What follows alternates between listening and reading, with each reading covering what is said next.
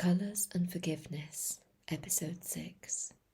The story so far. Lucy has decided to leave the mystical island of Iona and return home with Tom, ignoring the warning of the stranger she met during a storm that the reason she's being followed by a weird cloud of colour has something to do with her holding on to her past and her pain. "Tell me the old man's story again, Lucy," said Tom. They were lying on the sofa by the fire. Summer had waned, and the first of the chilly days to come had settled into the countryside. The birds chirruped warnings to each other, and the squirrels scurried around the roots of trees, gathering their winter stores. Lucy had grown quite used to her colours now. The thing was, she was beginning to see Tom's, and even those of other people. She had not told Tom this. They decided not to talk about it anymore. Lucy had been to see a very kind counsellor on her return home from Scotland, but the woman had very politely suggested to Lucy she seek some further help. When Lucy would not agree, the colours were in her mind.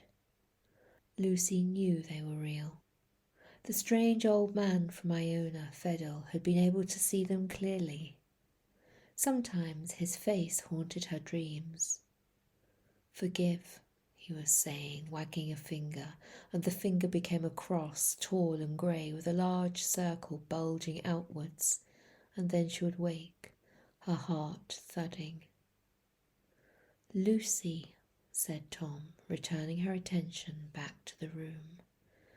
Lucy sighed, took a deep breath, and began to repeat the fable from the croft.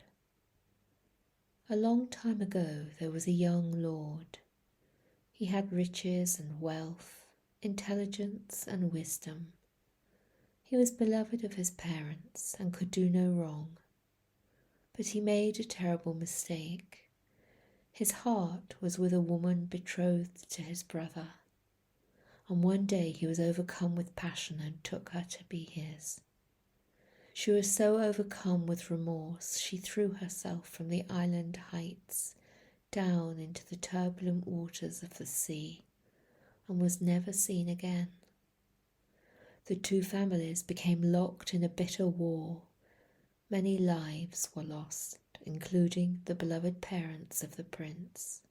His brothers and sisters banished him from their homeland, and he spent long, hard years travelling, learning how to survive, and learning to forgive himself.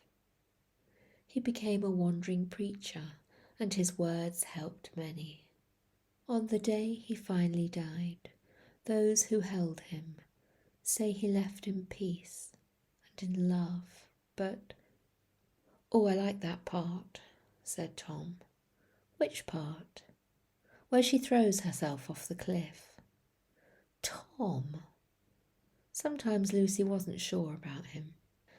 "Let's go to bed," she said. "Not yet. You go on. I've got work to do," said Tom. Lying in bed, scrolling through her phone, Lucy realised if she enlarged a face on the screen, she could see a glimpse of the colours of the person. "Oh, this could be fun," she muttered. She tried her friend Rowena. In the picture, Rowena was smiling, her arm around her small child. Lucy could see a flow of colour between them. It began as a pale yellowy pink near their bodies, but where their colour clouds blended, it was the most beautiful, rich, deep cherry pink. Lucy smiled, feeling the knot in her stomach. She looked forward to having a child with Tom, to begin the amazing, joyful adventure of raising a real little human being. But Tom was not even sure he wanted children. Well, they were still young, she knew this, and there was plenty of time yet. She looked back down at her phone, and a devil thought came to her. She pulled up a picture of a deeply holy man. Some would call him a sort of saint, she thought, feeling as if she was stalking him, but instead of the pinks of her friend, she realised that his cloud was a clear golden light. There were a few shadows close to his left elbow and one just under his chin, but it was almost a perfect pale gold. Lucy was fascinated. What if, she thought, and feeling slightly apprehensive, pulled up the picture of a trophy hunter in the headlines. She'd recently read of his act of killing a large and ancient lion that many had loved. She gasped. Absolutely no colours at all. Nothing. She spent a long time looking at his face, wondering why we humans have to do these things, feeling so sad for the animal who suffered and the grief of those who loved him.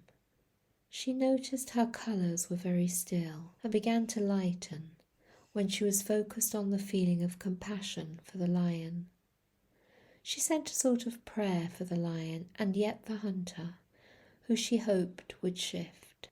There was always hope. She put down her phone. Tom was talking downstairs. As she walked into the lounge, her colours floating around her like a mystical halo, she noticed Tom's colours were navy blue and deep green. There was red too, but they were smudgy and thick. "Boo!" she said, making him jump. He spun round on the sofa and his face was red. She recoiled. Oh gosh, he was in a temper again. She felt a flash of anxiety, and then anger. Why was he always so cross?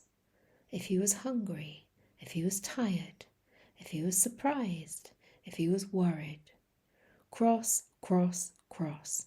Suddenly, she was tired of his stroppiness and of trying to lift him out of it. "Lucy, why do you have to be so childish? You made me jump," Tom said. "I wanted to see if I could read your colours before you said anything," she replied without thinking. Tom frowned. "Lucy, I thought you'd stop talking about all that stuff. I thought the therapist had helped. Why are you still going on about it?" "I'm sorry. I forgot I'm not allowed to talk to you about them anymore. Just for a moment I forgot. I've been playing with them upstairs and discovering." "Oh, Lucy, just shut up," said Tom, and brushed roughly past her out of the room. Lucy felt as if she'd been slapped. She flopped down onto the sofa where only an hour ago they'd been hugging and began to cry. Tom came back into the room and held out a cup of tea. "Look, I'm sorry I snapped," he said. He sat down in the chair near the telly and looked down into his cup.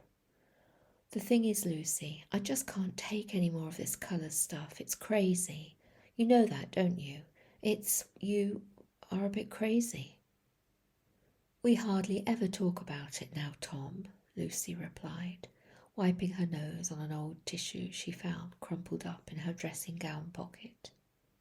"I know, but I see the way you look around, as if to check they're with you. And Lucy, I've heard you talking to them in the bathroom mirror. I'm sorry the counsellor didn't work out. I don't think I can be here anymore." Lucy looked up and felt the cold stone in her belly. She straightened, head held high. She felt her dignity, and she felt the pain. "What?" "I'm leaving you," said Tom.